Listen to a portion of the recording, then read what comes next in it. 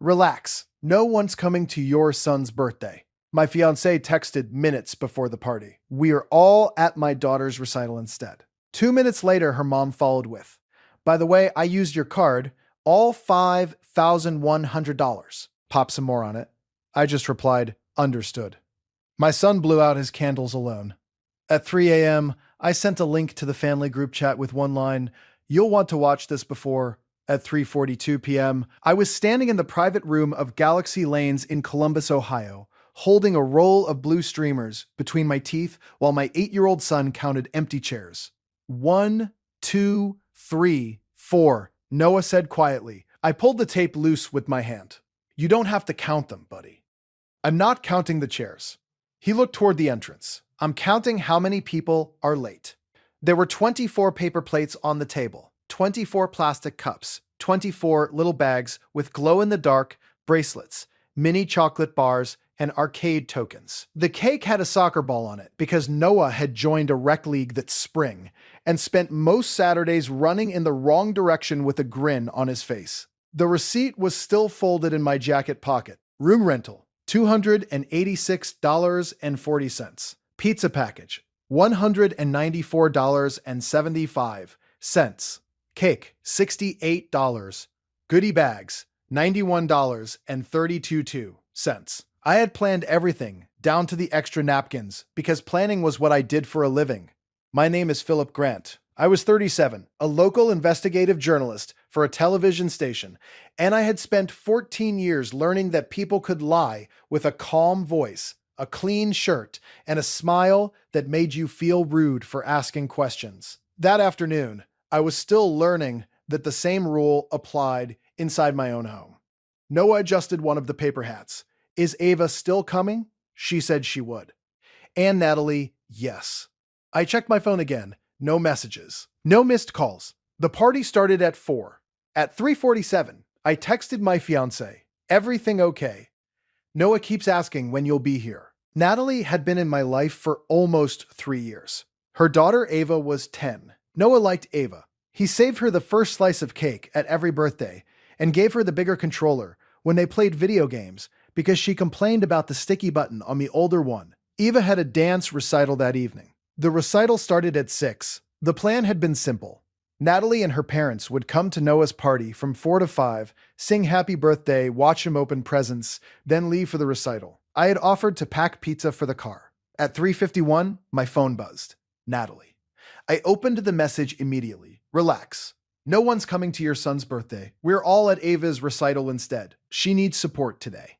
Don't make this a thing. My mouth went dry. For a second, I thought I had misread it. I read it again, then a third time. Noah was lining up the little arcade cards on the table. Did she say how far away they are? I looked at him. His hands had stopped moving. His face was trying to look casual. He had become good at that lately. Too good. She said they had to go early? I said, oh. He stared at the cards. All of them. My phone buzzed again before I could answer. This time, it was Natalie's mother, Denise. BTW. I used your card, all $5,100. Pop some more on it. The recital dinner got upgraded, and Ava deserves a special night. My brain did what it always did when something went wrong. You counted 24 empty chairs. 2 text messages. 1 child pretending not to be hurt. $5,100. The card Denise mentioned was not a family card. It was my credit card. I had given Natalie the number 2 weeks earlier to pay the final balance for our wedding photographer. The authorized charge was $1,450. Nothing else. My fingers felt cold. Dad? Noah asked. I looked up. The bowling alley music was too loud. A machine near the arcade kept flashing jackpot lights. Somewhere outside the party room, a group of teenagers cheered. Inside the room, Noah stood next to a cake with his name written across it. I typed one word, understood. Denise replied with a laughing emoji. Then another message appeared. Great, add at least $2,000.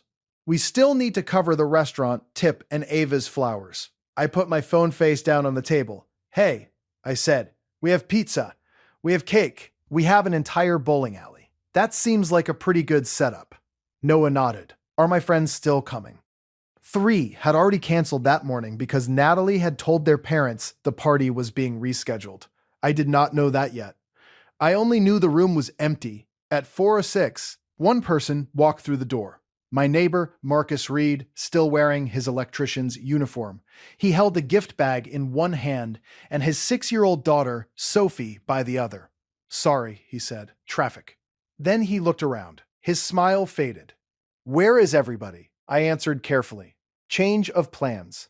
Marcus looked at Noah. Then he looked at me. He understood enough not to ask another question in front of my son. Sophie ran toward Noah holding a glittery card.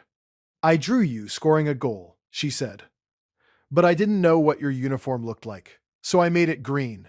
Noah smiled for the first time since we arrived. "That's okay. Green is my second favorite color." "What's your first?" "Blue. I used blue for the sky." "That counts." At 4:31, Marcus ordered another pizza, even though we already had too much food. At 4:48, Sophie and Noah bowled with the bumpers up, while Marcus and I sat behind them. He kept his voice low. "Philip, what happened?"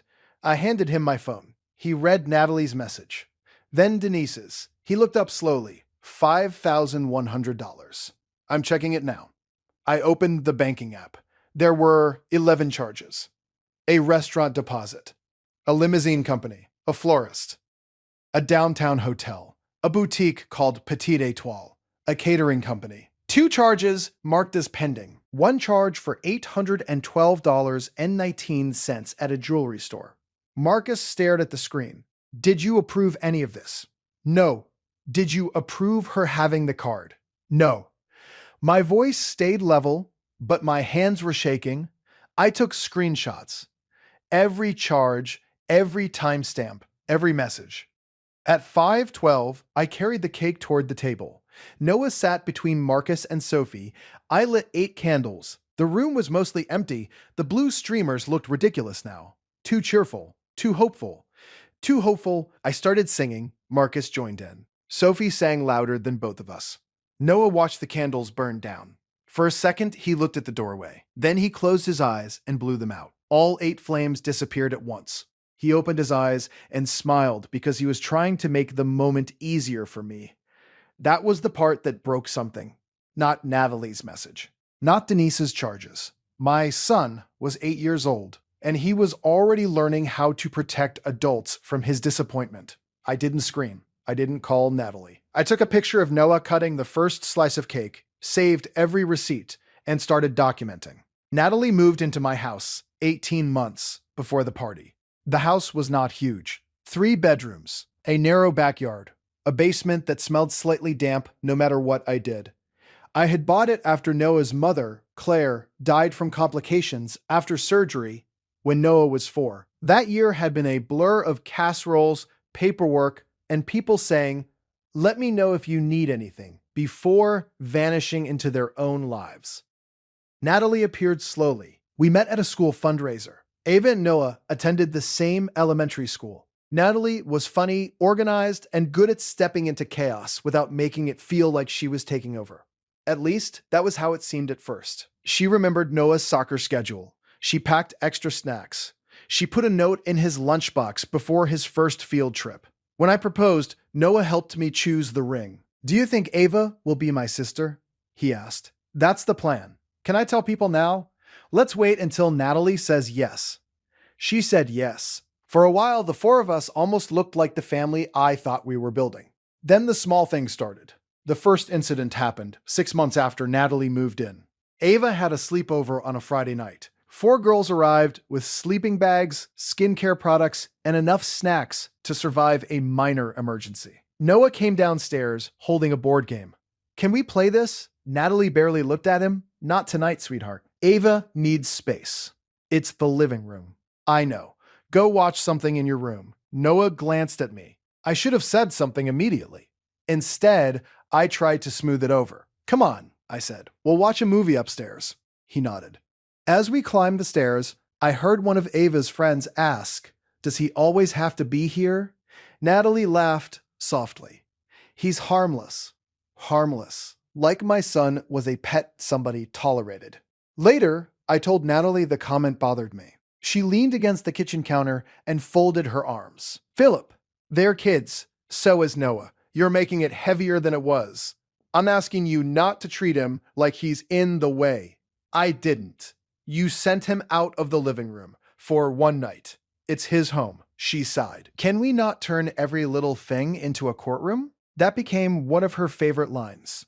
Not everything is a courtroom. Not everything is a story. Stop interviewing me. I swallowed it because I thought blending families required patience. The second incident happened at Christmas. My parents lived in Arizona. They sent Noah a remote control car and a bookstore gift card. Denise and her husband Ron came to our house with 12 wrapped presents for Ava and one envelope for Noah. Inside was a $10 gift card to a frozen yogurt shop. Noah said thank you. He meant it, because Noah was that kind of kid. Then Ava opened a tablet, a new bicycle, concert tickets, a silver bracelet. When we cleaned up the wrapping paper, Noah sat on the stairs, turning the yogurt card over in his hand. Do they not know what I like? He asked. I crouched in front of him. They're still learning. He nodded. I like frozen yogurt. I know. I just don't want them to think I'm ungrateful. That sentence stayed with me. Later, I brought it up with Natalie. She looked irritated before I finished. My parents don't owe him expensive gifts. I didn't say they did. Ava is their granddaughter. Noah is going to be part of this family. He is part of your family. There's a difference. She said it quickly. Then she paused. Her face shifted. You know what I mean. I did know what she meant. I just did not want to admit it. The third incident happened 3 months before the birthday party. I came home late from the station after covering a city council corruption hearing. My producer had kept us on air until 10. I walked into the kitchen and found Noah eating cereal alone. Where is everybody? He pointed toward the garage. Natalie took Ava to dinner. Why didn't you go? He shrugged. She said it was a girls' night. I checked the fridge. There was no prepared food. No leftovers. No note. Did she ask if you wanted anything? No. What did you eat before the cereal? He looked down. Nothing. My stomach tightened. I called Natalie. She answered over restaurant noise. Hey, where are you? Dinner. I know. Noah is home alone. He's 8, Philip. You said you were almost back. I said I was leaving the station. That was 40 minutes ago. He has a phone. He has a tablet with a messaging app. You're home now. You left him without dinner. There's food in the house. He's eating dry cereal. Natalie's voice hardened. Then he made a choice. I went quiet. What does that mean? It means I'm not going to be guilted because Ava wanted one evening with me. This isn't about Ava. It always becomes about Noah with you.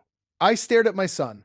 He was sitting at the counter, spoon resting in the bowl, shoulders slightly hunched. He had heard enough. That night, after Natalie came home, she told me I was overreacting. Denise called the next morning.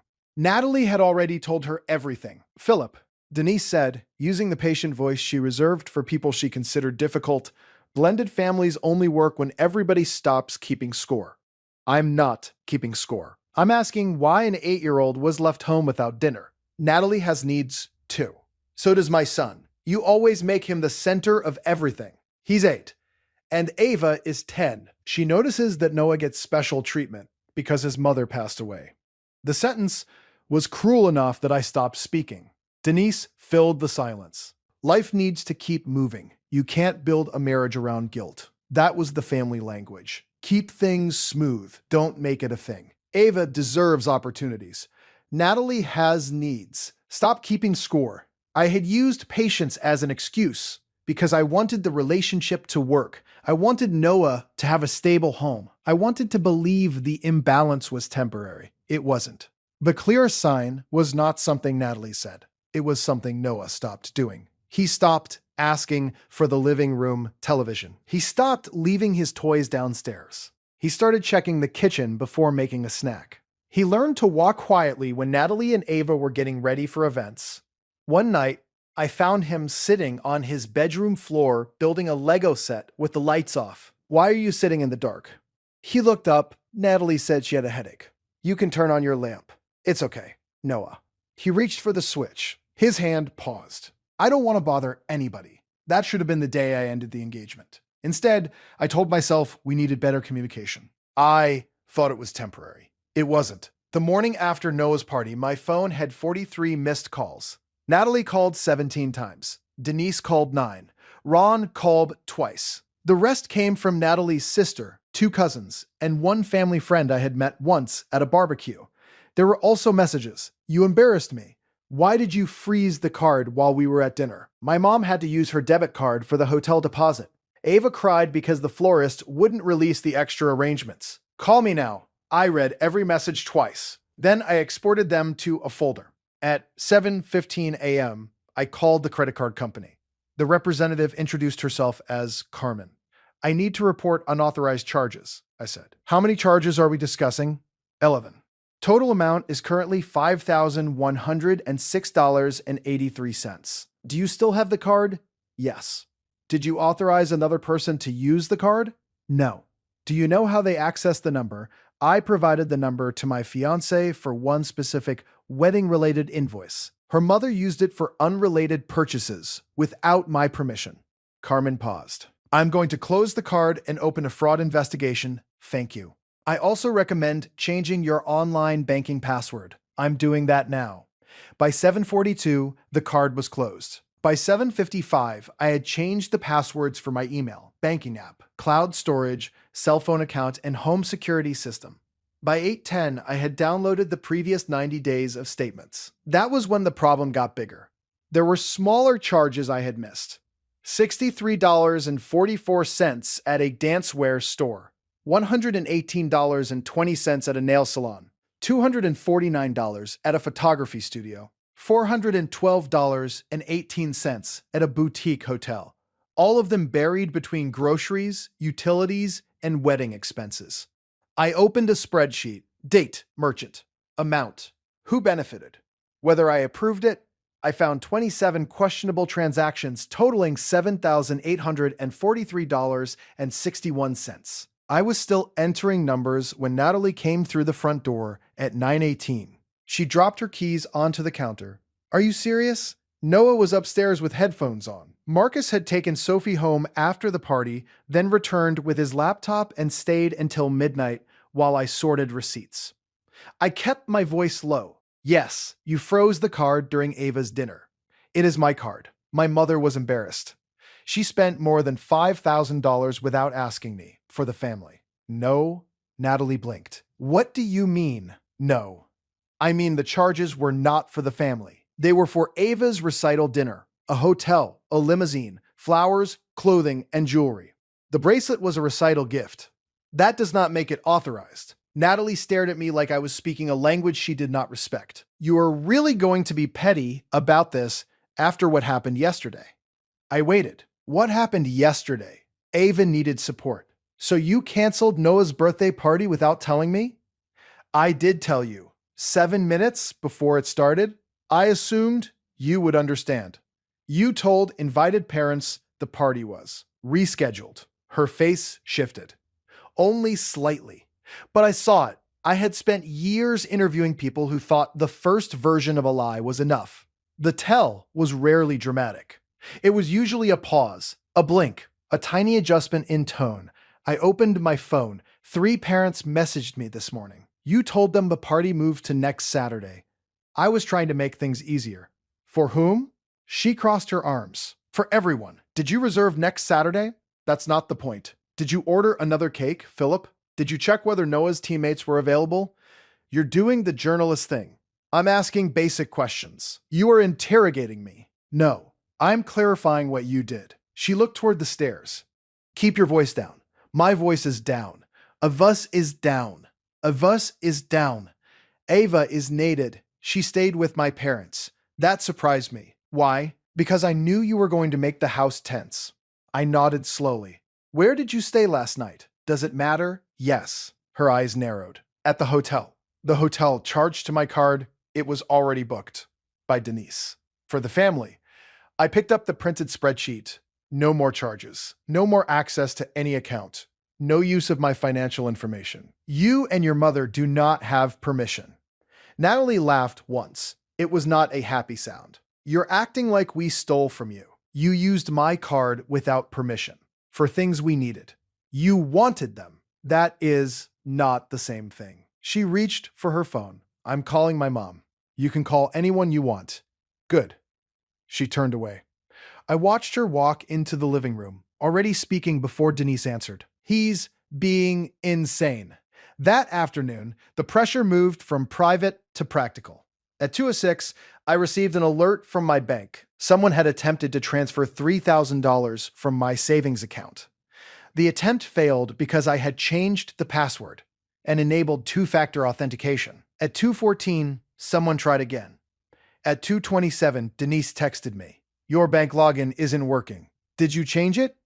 We need to pay the balance for the rehearsal dinner. I stared at the message. Then I took a screenshot.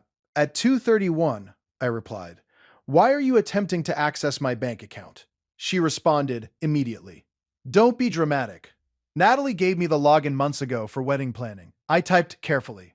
You do not have authorization to access my bank account. Do not attempt to log in again. Her reply came 30 seconds later. This is what marriage looks like. People help each other. I saved the screenshot.